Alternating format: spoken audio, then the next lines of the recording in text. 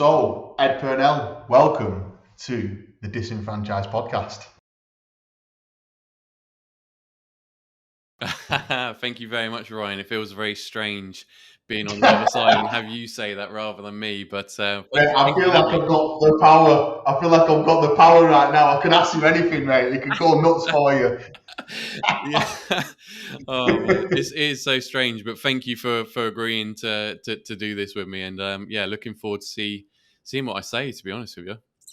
Yeah, it's an interesting one, isn't it? The nerves of like starting to settle a little bit for me because I feel like I've got this massive responsibility. But let's forget about me for a second and start with you. And I'm sure everyone listening would love to know how you got to this stage right now. So for me, I want to strip it right back because I do know a little bit about you, but I want to strip it right back. If we can start roundabout, did you enjoy school? Did you hate school? Were you good at school? Were you bad at school? What were you like at school? Tell me a bit about you at school. Sure. So at school, I guess I was.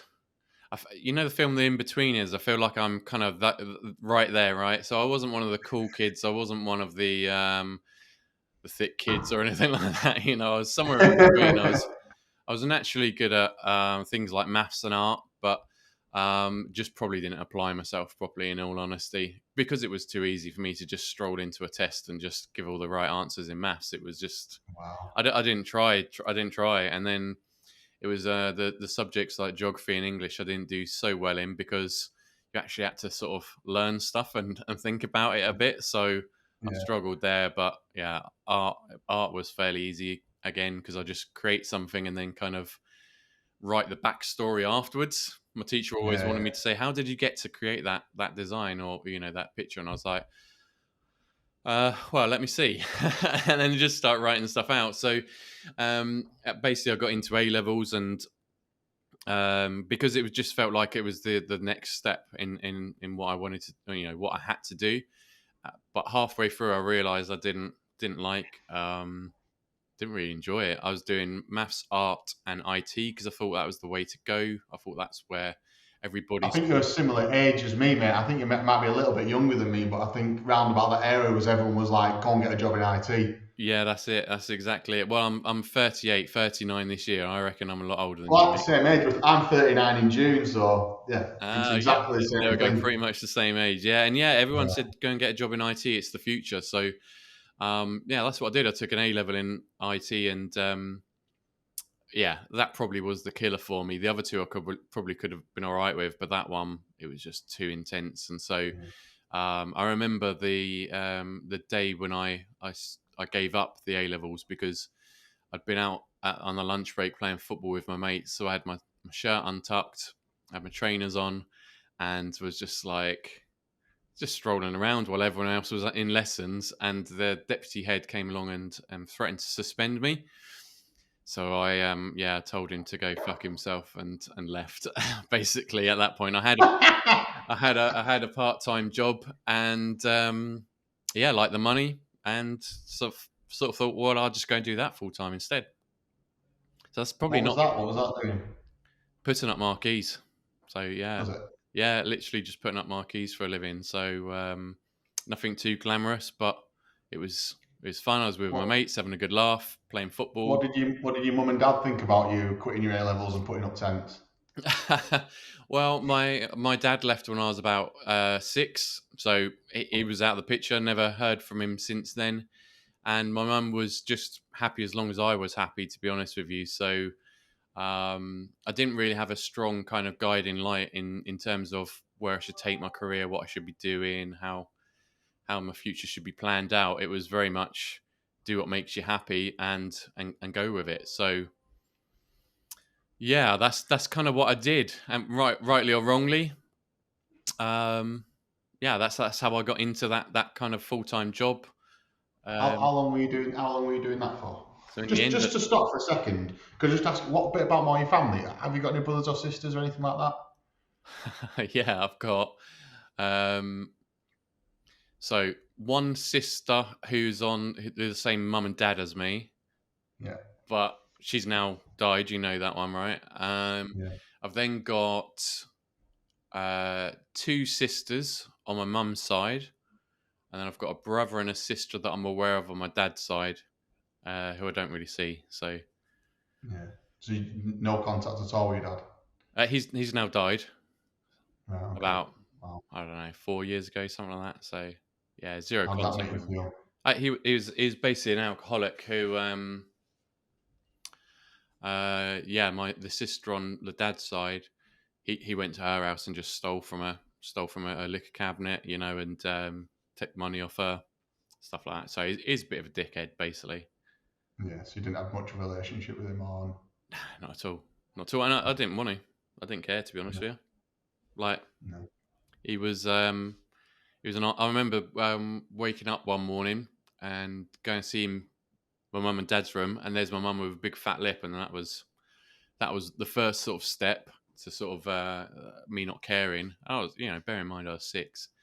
And then I remember seeing him in the town centre, and my sister, was excited to see him, waved and shouted, and he sort of just waved and carried on walking, and I was like, that was it for me, really. I stopped supporting West Ham. That's tough, that though, isn't it? At a young age, seeing that must have been. Yeah, well, the main thing it meant to me at that point in time is I stopped supporting West Ham. That was the important thing for me at that time. Was right? That's it. I'm not supporting West Ham anymore. That was how I could get back at him and start supporting Arsenal instead. So, yeah. Okay, and then I've got to ask, because we have talked about it a little bit. Could just, with your sister, what happened with your sister? When did she pass away, and what age was that? Yeah, so she was she got cancer in her hip, basically. It's a skeletal cancer, and they did a lot of surgery and stuff like that to try and get rid of it, chemotherapy and all of those good things. But yeah, it didn't happen. It didn't work out in the right way. So she battled with it for about 12, 18 months. But yeah, we lost her then. So that's probably, I'm not very good at remembering dates. So it's probably about when you chat it under the pressure as well of the podcast as well. So trying to remember dates, it sort of falls away really easily, doesn't it? So yeah, well, I think I'm good at blocking things out in my mind, So I don't remember the date particularly. I remember experiences from that time, but I don't remember like that sort of stuff because it's not what's important to me at that point in time, I guess. So I think it's about 12 years ago. But I'm not counting. Like I say, it's that kind of side of it. Thinking about how long something's been, I don't think about it. I just kind of try and remember the good bits, the good times, the good parts of it. Yeah, exactly. But yeah. Okay. So we've quit A levels. We're putting up marquees, not tents. So it's a bit of I might get shouted at. And then how old are you then, mate? How old are you then, roughly?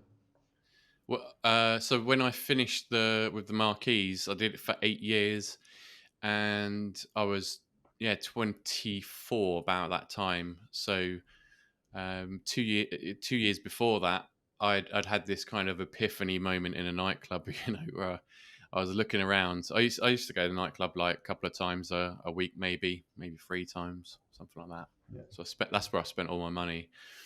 But I remember just being there sober, looking around and going, it's full of 16-year-olds, this. What am I doing with my life? What's going on? And then I started to think about everything and realised, I was wasting my life. There was no career and no progression, so I needed to do something about it. But it's really difficult when you've 6 years, all you've done is, manual labour with no kind of skill behind that you could transfer or progress.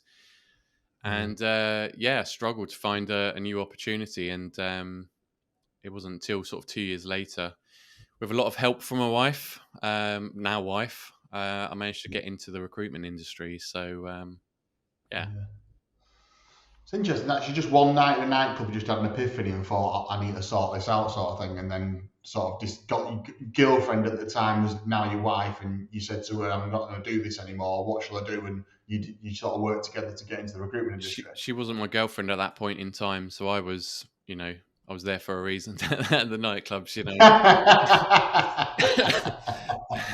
prowling the nightclubs.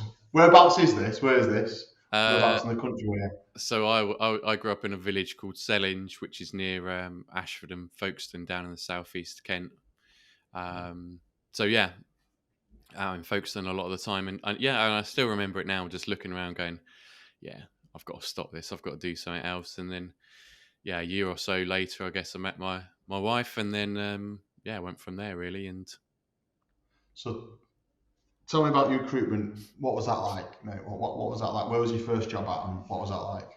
so that is on the high street with Reed, doing customer service temps and admin and data entry and all of that good stuff. And that was about 3 months before the recession hit. So yeah, That 2008. yeah, 2008. So basically, it was tough, right? Well, the thing is, I know what you do now, so it must have taught you some good skills on the phone. That's where you must have learned your craft a little bit, most surely.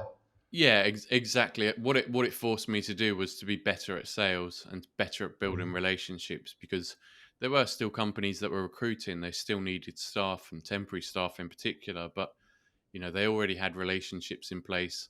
There was lots of recruiters, scrabbling around desperate to find work. So to try and get into those companies, it was pretty tough. And I remember one particular company called Brakes. They manufacture and distribute food. They had Absolutely massive.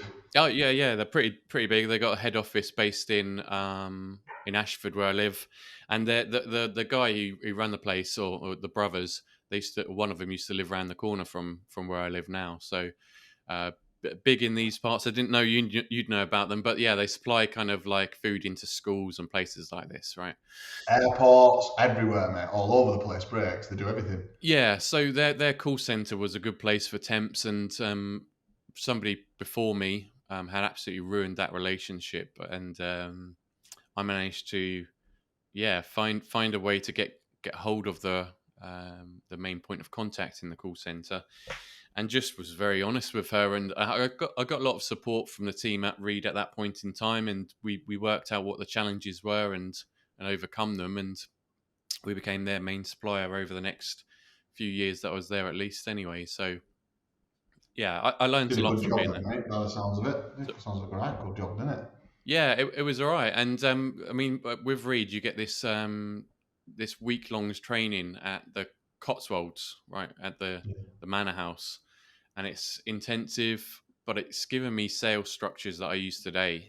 So how to structure a sales call, how to structure a client meeting. I still use them, not kind of like religiously. I'm not sitting there planning out every aspect of it. Yeah, you don't know it verbatim, but it's giving you the craft, and that's why I love sales, because I do believe it is a craft. So it's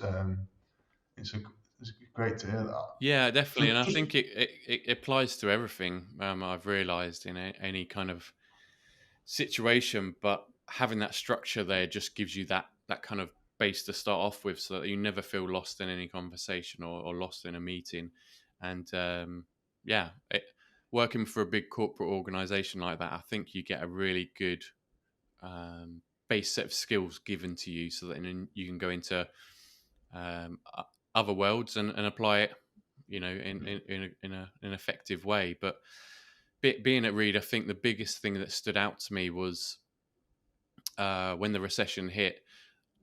There were MDs and financial directors from companies applying to all these data entry and call center jobs I had, and of course my my clients weren't looking for somebody who's going to be there, and disappear as soon as a better job came along. So we had to sort of turn a lot of these people away, and I remember a few of them saying, well, what can I do? I just want any job. I just need to be active. I don't want to live off my redundancy money. I've got a family to feed and all this stuff. And I was just there going, can't help you, I'm afraid. So that's a big point that stuck out in my mind. Yeah. So what happened? How did you get into franchising, doing this podcast from Reed? What's the journey from there to now? So what happened after Reed? You're doing well, you're billing, you're making a good desk. Why leave Reed? What was the point in that? Yeah, so I didn't love Reed, to be honest with you. I didn't love the corporate environment. So I found another. It basically is very KPI driven. So you were forced to make um, 50 calls per week, regardless of what workload you had on to deliver on the other side. So, even if I had 20 jobs I needed to fill, you still got to do those 50 calls, and it just didn't make sense. You couldn't provide a quality service. So, I was lucky enough to find another opportunity around the corner from where I was there with a smaller consultancy, recruitment consultancy, and that was focused on recruiting for engineers and commercial managers and procurement professionals within the oil and gas industry on an international basis. So, I was recruiting for people in places like Kazakhstan, Iraq, all the nice locations where oil and gas is, Ah, Aberdeen, all the good ones, right? But that but was that's a big jump, isn't it, from servicing brakes basically to doing international recruitment with a different sector? It's not a little jump. That's quite a big jump, isn't it? Really. I mean, yeah. Well, the salaries go, at that point in time were 16, 18, 20,000 was a fairly big salary, and what I was doing locally, to oil and gas industry, we wouldn't look at anything under 40,000 as a salary. I bet, yeah, I bet. But I mean, I don't even know the salary of the highest paid person I placed, because in the oil and gas industry, what they'll do is they'll give a notional salary, and then they'll add on top all these bonuses for Yeah, tax reasons, basically. So yeah, I there was a company called ENI, who are an oil and gas operator, very very similar to Shell, and they're bigger than like BP. They're absolutely huge. And I found them a legal manager to go and work in Iraq, um, basically for 6 months of the year, so 28 days on, 28 days off on rotation. And he was easily over £300,000 a year, wow. easily. That was fairly close to the notional salary I was given and that I could base my fee off of. But yeah, he had so many bonuses and add-ons and golden handshakes and all these kinds of things that were tied into it. So yeah, it was a pretty serious industry to be a part of. Weren't as Yeah, many yeah. placements, but the placements you did manage to do would bring in significant revenue for the business and therefore decent commission for myself. So yeah, it was good fun, and I really enjoyed the business development side of it as well, because yeah, I managed to get in with companies like Shell in the Netherlands as well. So the stuff I'd learned from Reed really helped, I think, to build those Mate, it sounds like you've relationships. got a real flair for it. I bet you're very good on the phone, mate. It sounds like you've created some good relationships there quite quickly. You know what I mean? Just to pause on work. Personally, where you up to life? Are you married now? Kids on the way? Have you settled in a town somewhere? What are you doing there? Um, so no kids at that point, but we had a pretty good year commission wise. So decided to get married, and then that would have been 20. Yeah, I should know this. 2013. Oh, the missus isn't going to watch this. She might, yeah. But yeah, 2013 we got married, but we it was a big year. We bought a car, then decided to move house, and then got married in the August in Rhodes. So we went overseas, and then for our honeymoon we decided to go traveling for, well, just under 3 months as well. So we ended up Wow, going around Southeast Asia and well, China and all those sorts of places. So mega. yeah, that's pretty awesome. But So did we work all right? Were you having a holiday break and all that sort of stuff? They were cool with all I took it as a 3 month sabbatical, and they were fine. Yeah, I mean, that? Brilliant. I was billing pretty well, so Yeah, you know, you want something. yeah, Okay, so we're at this company now. We're billing. Everything's going well. Just bought a house. Got married. What's next? What's next, Fred? Where we're going next with it? yeah. So You. the come back, and the next year in 2014, had a kid on the way, first daughter on the way. But the probably bigger impact for us on that, or for me in that year, was the oil and gas industry absolutely crashed. So much like the recession for the most of the rest of the world, oil and gas industry was buoyant at that point in time. But during 2014, the price of oil went from $145 a barrel down to $25 a barrel. And basically, especially in the area of the oil and gas industry I was operating in, which was basically new projects they were constructing, oil rigs and things like this, all projects stopped overnight. And yeah, that basically meant mass redundancies around the world. And I just remember seeing them, like looking at the news, it was 7,000 people have left that company in Aberdeen, 10,000 in London, 20,000 in that one, and it just was continuous for the next 6 to 9 months. And basically, it meant there's nothing left for me to do in that industry, really. So I had to try and set up a new division for the company within the construction sector, and that was an absolute nightmare. Absolute nightmare, just because you would negotiate a fee level, do the work, do it successfully, and then they'd negotiate after the person has started. So yeah, I hated it. I hated that part of it. And It's a big difference than placing £300,000 candidates to deal with the building industry and trying to negotiate deals after you've done it and stuff like that. Yeah, it just wasn't so enjoyable. So it made me kind of think and analyze a bit more about my life. What do I want to do? Am I enjoying this? And I wasn't. I was feeling a massive weight on my shoulders at that point in time with a young kid and probably another one on the way. He was born in 2016. So yeah, across those next couple of years, it was really tough. And yeah, just hated going into work every day. It was the worst. And so I had a little sort of conversation with myself, sat down and wrote out all of my my values and my goals and all of those things that you should do, I think, when you've got to work out where you are in life. And it was tough to do because I've never really been a person who knows what I wanted to do with my life. I've never said, right, that's it, I'm going to be a lawyer or I'm going to take this. It's always been kind of, although I've stuck, to roles for a long period of time, I've never kind of gone, this is the career, this is where I'm happy. So yeah, I sat down and did this, and it was a really good exercise because I realized that I'm not somebody who enjoys repetition. I need to be at the kind of forefront of something, building, creating. And I need variety in my day. And I realized that I needed to do something creative, ultimately, something in the marketing world. So I decided to try and apply for jobs within the design industry or marketing sort of industry. And there's loads of them in Kent, but none of them would take me on because I was labelled a recruiter, right? Same problem I had before as a labourer. Nobody's interested unless you've got experience. So I thought about setting up my own business at that point in time, but I was self-taught in terms of marketing, which I was using in recruitment, by the way. I was getting in social media. I was, looking at paid advertising campaigns and stuff like this. So it wasn't like I was devoid of experience. I've been learning a lot online as well, going through various courses and things like this.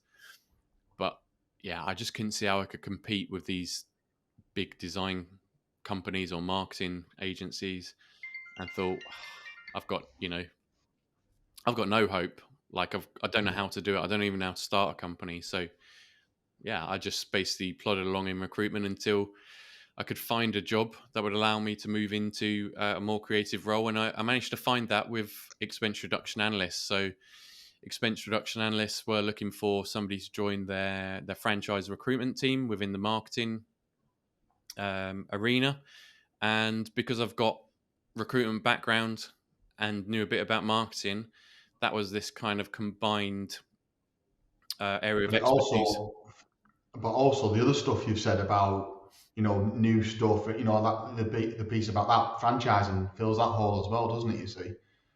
if you think about that as well. Yeah, I guess in some ways, yeah, I'm able to do the sales side of things, I guess. But Having something new to go at all the time and variety and new things coming in and being at the sharp edge of the business, that's what franchising is as well, isn't it? yeah, exactly. But I guess I didn't realize it at the time. I actually thought it looked like a quite boring company.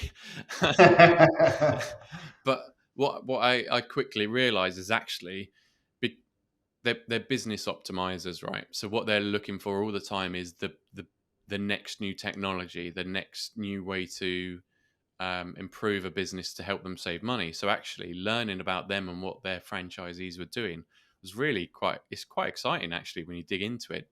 You just Yeah. have to get over the name perhaps a little bit. But once I got in there, yeah, I was almost given free reign to sort of come up with ideas and execute them how I wanted to. So it was really exciting Yeah, time. And dream job. Thank you very much. Dream job, yeah. yeah, yeah, and I learned so much in the first 18 months, 2 years, really, and got to experiment with creating shows for the franchise sales side. You know, controlling the homepage, and we managed to grow the followers from I mean, yeah, quite well, massively, and I then restructured how we had our social media online so that it could give us more flexibility to be able to market for franchising because Yeah. it was tied in with the client side and we had to be a little bit careful and I wanted to be a bit more open and yeah, I did that and managed to grow followers to the point where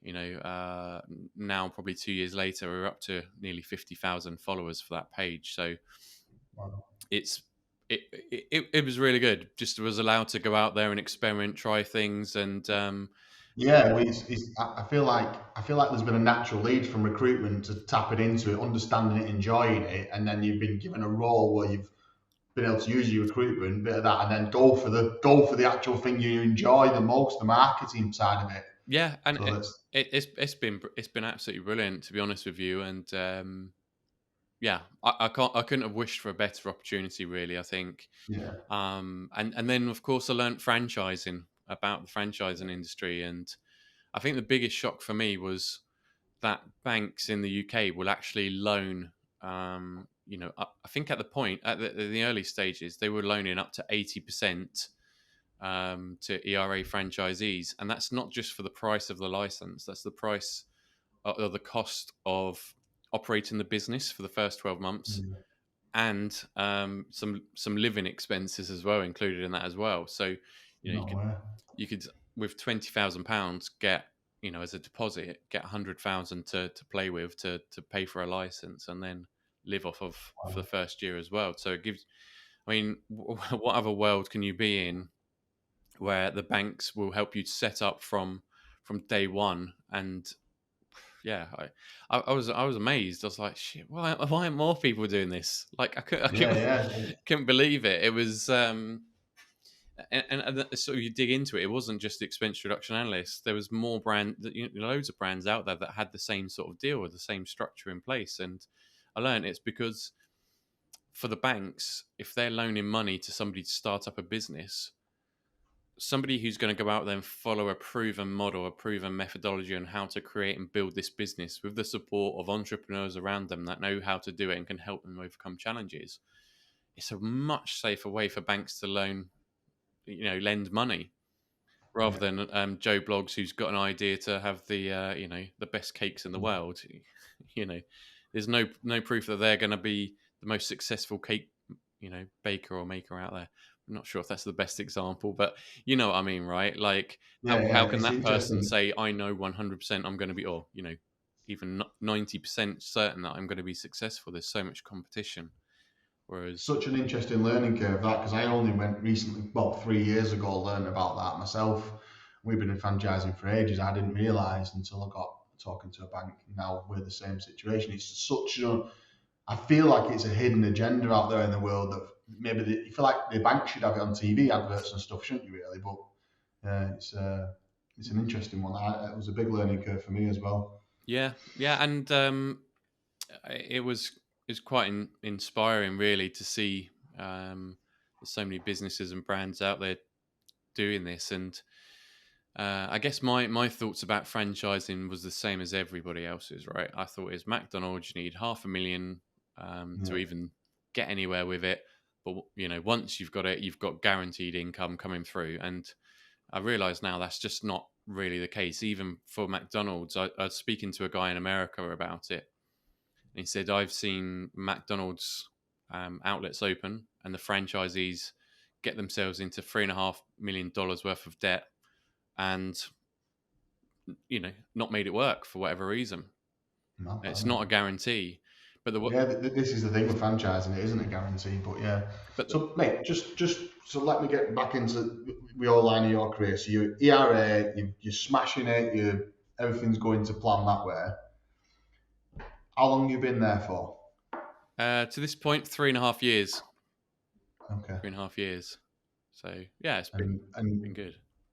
it's been good. Learned a lot. Learned about the marketing. So you've predominantly. What's your role now? Yeah, what you're doing there now at the minute? Just give me a Well, brief outline. it's coming to an end, the end of this month, but I've been focusing more on the sales side of things. So working again internationally with um, speaking to potential Potential franchisees. franchisees. Yeah, and helping them to go through that sales that recruitment process, or buying process, I guess is more accurate to say from their side. So a lot of the time it's talking to people about their careers and where they're at, making sure they're in the right frame of mind to be doing something like this, because a lot of people will just kind of investigate and actually they're nowhere near ready to invest and start a new business. A lot of them are just wanting to find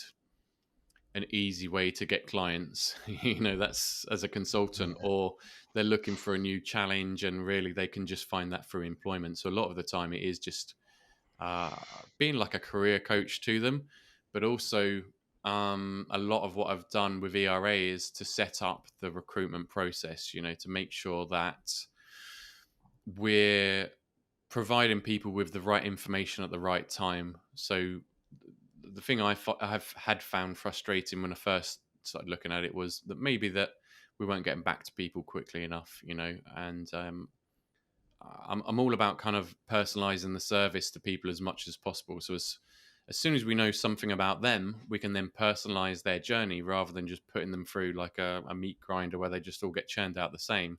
I want to be able to understand everything about that person first, so then I can tailor the information we give to them and in what order, So I want to get them on the phone as quickly as possible. So we set up a structure to be able to do that, and improve the number of leads was something really important for us to do. And I managed to use that recruitment experience that I had to. But you'll know it more than most. But I set up a resourcer basically internally, and got them finding the right people for me, how I would have done it in the past. And Give me people to talk to. Just all you're doing is put me in front of as many people as possible. Yeah, but starting to implement and use technology in the right way to make it as efficient as possible for everybody. You spend so much time going backs and forwards, for example, just setting up meetings, and that's 15 minutes. You could actually, for each call you arrange in a day, you could stack that up to being another call. And while I don't like to necessarily think of it as a numbers game, recruitment is a numbers game to a certain degree, and let's have it right. Most sales businesses are, anything you're selling a product, you need to speak to as many people as possible to sell the most amount of things. Well, and actually, I view it as a form of marketing as well, because even if they're not interested or it's not right for them, as long as you give them a good experience and they leave understanding the business well and a good feeling about who they've dealt with and the brand itself, they potentially can be somebody who refers your business to someone else for whatever reason, and that I think is really important. That's why I've never said that was a wasted call.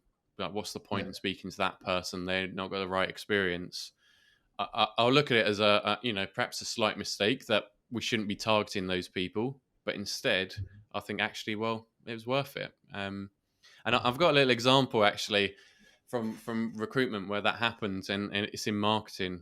So I was messing around with LinkedIn in recruitment, and posted an advert out there, and it was actually for a colleague of mine. They're off on leave, and their client had came in with a job, and they said, "You just deal with it."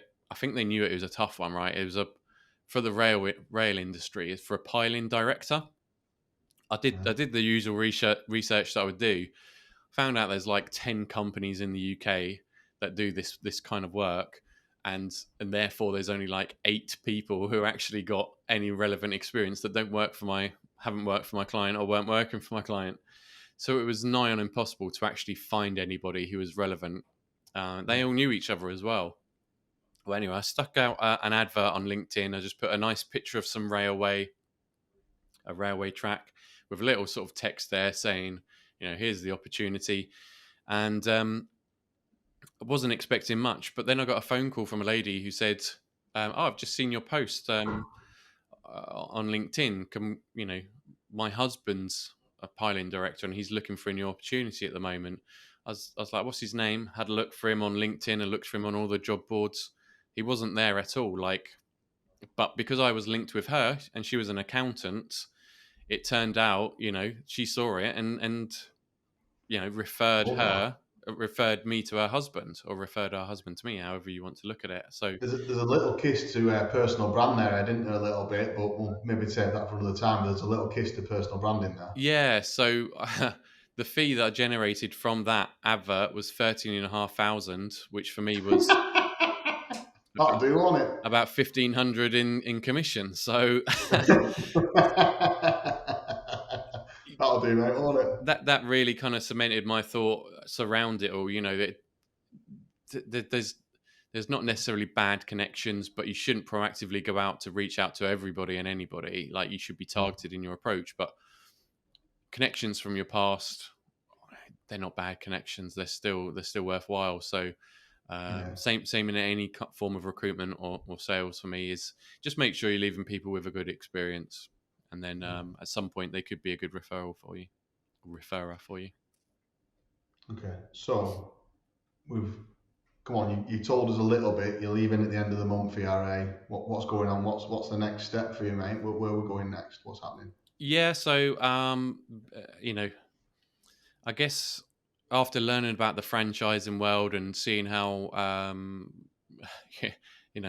how much of a missed opportunity it could have been for me, I actually started to look at some franchise brands myself to maybe go into that marketing world, and nothing kind of really clicked for me. And I think I ended up realizing that maybe I'm not the best franchisee in the world. I wouldn't be the best franchisee in the world.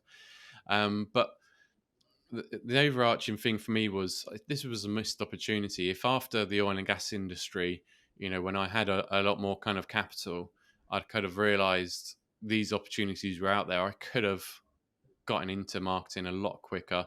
I could have had the right support. I could have set up my own company, and things could have been a lot different, And I was like, there must be so many other people out there that are in the same situation. And it's so frustrating that they just aren't aware of it as an option. If I look back to my education, it was, you have to go into A-levels, you have to then do uni and go through that route. And I like money better. So I went for the money, and having fun. So if I'd have known back then that it was a different option, maybe, I'm not saying I definitely, but maybe I could have, found a loan and invested in my career. I always think about my kids. You'll be the same as me. Is what would I do with them when they get to that stage of leaving education?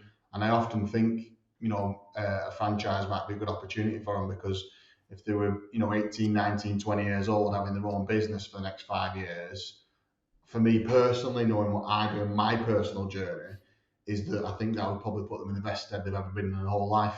Yeah, and it doesn't have to be a big brand where you spend hundreds of thousands. There's ones out there for, 5,000. I mean, you're probably going to take more of a risk for the lower value ones, but that's not so much of a risk when you compare it to university. That you're putting them through university. Okay, they do get some education out the back end of it, but and some skills to go with it. But I look at a lot of the people I know that went to university, they don't use their degree in any shape No. or form. So nowadays you're forking out, what was it, 24 grand, 30 grand to put them Yeah. through uni, and no guarantee of a high paid role at the end of it. Whereas No. putting them through a franchise course for 2 or 3 years, and building up their own business, at least they've got some real life business skills that they've either learned or capitalized on. They could be, absolutely flying and earning more money for themselves at that point. But yeah, I just felt frustrated that nobody had really made me aware of those opportunities years ago. It was not something that crossed my path at all. And I don't think it's right for everyone. I don't think it's right for me right now, but it could have been No. in the past and it could be in the future. And Yeah. all I wanted was it as an option. Yeah. So I moaned to a lot of people about it for quite a while. Why isn't it seen as an option? And realized that no one had the answer. And so I needed to just do something about it. So that's why I started the podcast. And from there, I've built up a good network of called me friends now. I suppose I'd include you into that as well. And being around people that are entrepreneurs that have gone out there and just got on with it and just done something. It's been quite inspiring, and it's got me to the point where I was like, right, I need to take this. I've taken the first step. I've created this podcast. Now what's next? And I've realized that there's things in the franchising industry that I'd like to change and I'd like to do, but the main driver for me is to educate more people around franchising. So I've got a website that's in development, hoping to launch by the end of the month. I'm using a franchise brand to do that, to help me with that, which is cool. But yeah, it's going to be kind of a central hub for information and advice around franchising, leveraging social media to get it in front of as many people as possible, ultimately. I think the podcast is a way to do that in a fairly modern and different way, as well as some video content, as well as some of the more traditional things like articles, but just presenting them in the right way. And the other thing that I really wanted to do is make sure that the smaller franchisors had a chance to get a voice out there, because working within expense reduction analysts, what I learned was you can spend a lot on these franchise portals, and when you consider the value of the franchise license for some brands, it's just you can't spend that money because the returns aren't that high from those listing sites. So yeah, I wanted to add value to franchisors by helping them to create some content through the podcast and videos, but also educate more people about franchising. So yeah, that's kind of the main hub of it. But through sort of the demand, I'm now finding a lot of franchisors are interested in using me for that kind of, I call it proactive search. Yeah. But it's headhunting, mate. Headhunting. Headhunting. Yeah, basically approach for franchisors to generate leads. So it excites me. I'm not gonna lie to you. I like the sound of it. You've talked to me a little bit off camera about it, and I'm definitely gonna get on board with it. So it'll be interesting to see how that rolls out. Yeah, I just gotta find my feet. But yeah, I'm at that point right now as we're sort of doing this interview where it's exciting 1 minute, daunting the next. I'm confident it will work. I've been thinking about it a lot over the last 12 months or so. And now it's just time to take action. And I know you were talking to me about having a little logo in the background of the franchise, my company. But I also think I need "just do it" written somewhere as well, because that's kind of the thing that I needed to do. I needed to hear like 12 or so months ago was just do it. Get on with the podcast. Get on with making a change. I think a lot of people do. It's easy when you do have your own business to say to people, just go for it, because you know that that's what you want to do. But at the same time, Ed, you can't just do that. You can't literally just do it, because you have to put some prep into it. You have to put some planning into it. You have to make sure your money's right, especially when you're married with kids and responsibilities. But yeah, just go for it. And I think I can't wait to see this journey. I'm well on board for it, mate. But yeah. Yeah, It's well, you might exciting, be isn't it? forced to see it on LinkedIn because I'm going to be probably increasing the amount of output on that as well. But yeah, I leave ERA on good terms, and yeah, I'm sure I'll be working with them again at some point in the future. But I kind of need to just do my own thing now.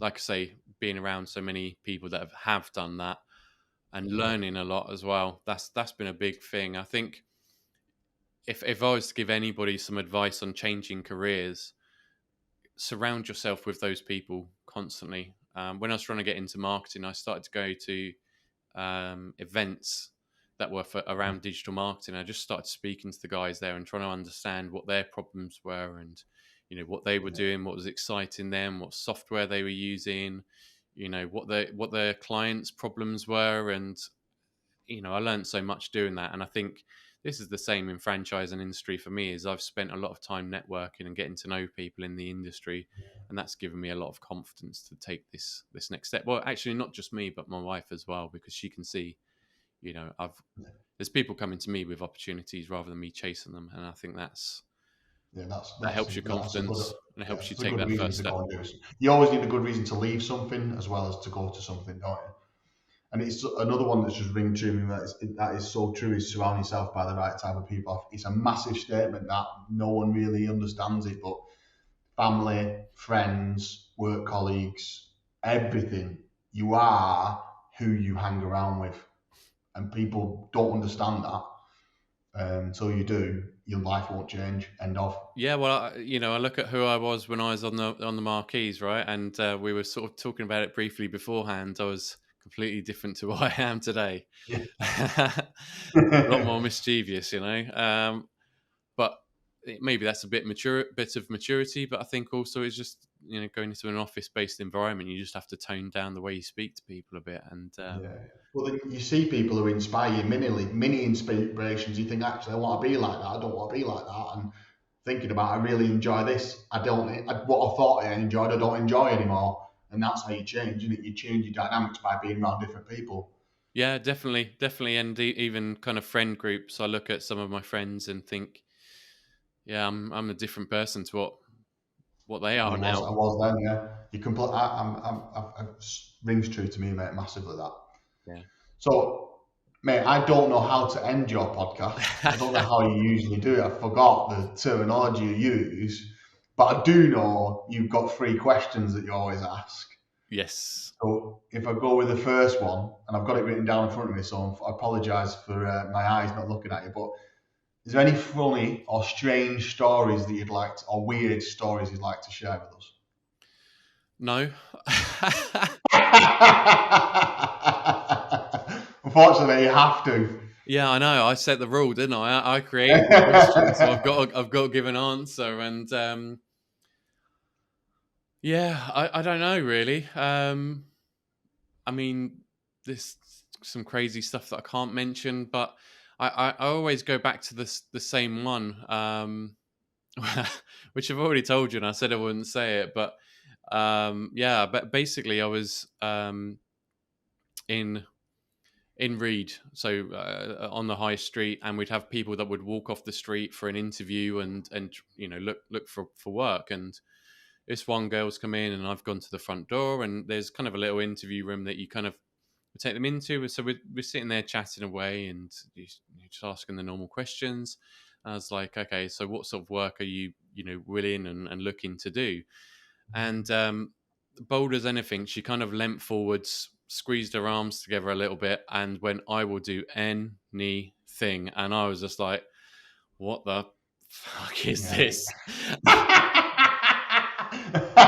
I need to get out of this room quickly before something goes very wrong. Yeah, I was like, I don't know what to do here. Like, and I'm trying to be professional, super professional, because you got to remember, I come from kind of blue collar work into the office, and at first I was scared to pick up the phone, so I didn't know how to act in this environment. Yeah, And yeah. I just said to her, "Okay, that's good to know." So let's narrow it down a little bit. Is it admin or customer service?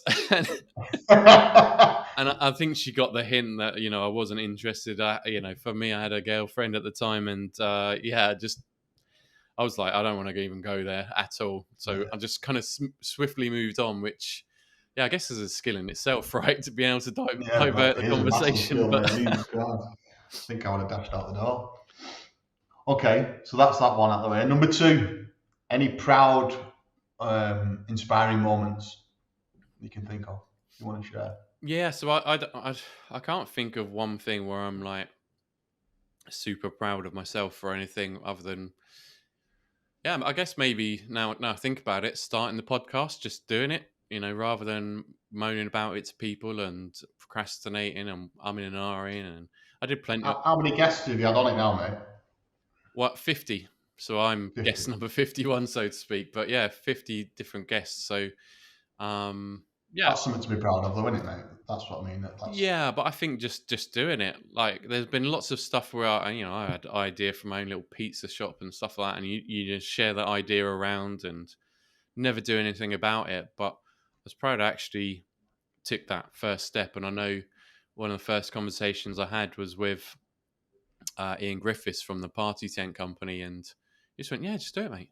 Just grab a microphone, and once you're ready, I'll do it with you. We just go through it, and if it's shit, we won't bother."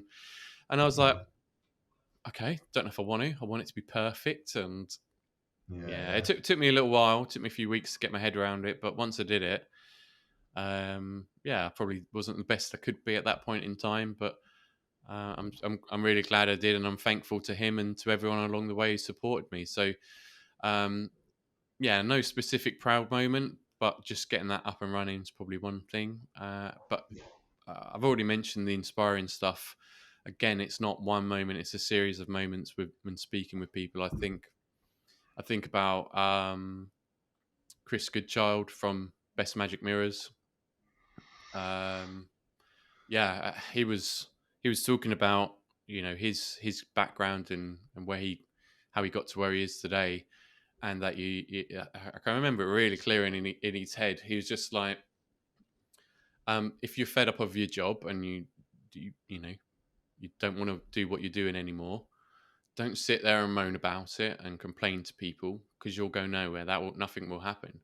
Instead, stay up till 12 at night every night if you have to, and do the work you need to do what you need to. Yeah. Just get on with it. Stop whinging and get on with it. And I was like, yeah, fuck, he's so right, and that's what I should be doing more.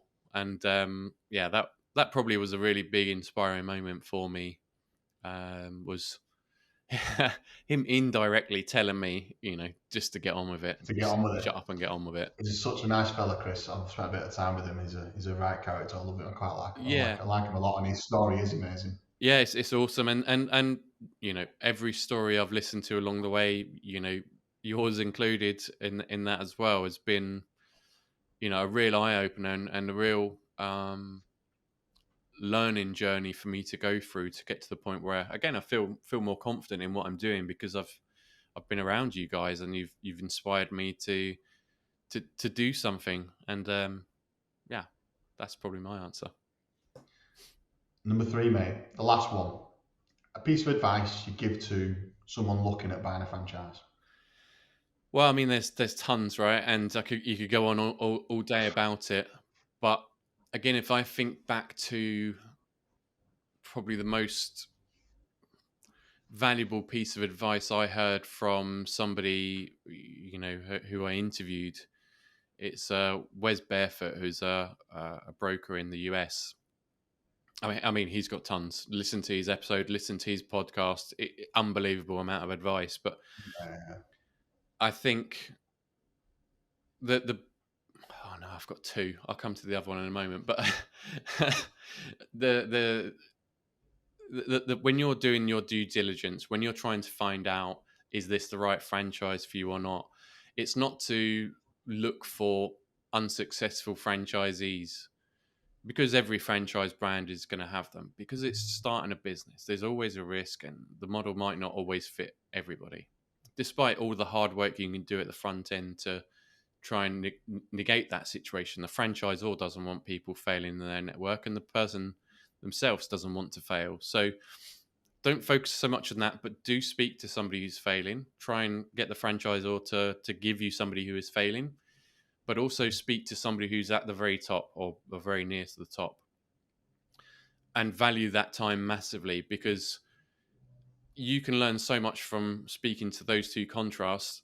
about what it takes to be successful. The person who is successful probably doesn't really know what they're doing to make themselves successful. They're just turning up, doing the work, following the model, and Well, that's it. But I'm not going to. I wanted to say something then, but you crack on, mate. I'll shut up. But wait, if you can dig into it by understanding the contrast between the two people, you'll understand on a day-to-day basis what you need to be doing. So, ask the person at the top, what time are you getting up and starting work? Ask the person at the bottom the same question. So the likelihood of the one at the bottom is saying, sort of 9 o'clock, and then I'll start doing this and then this.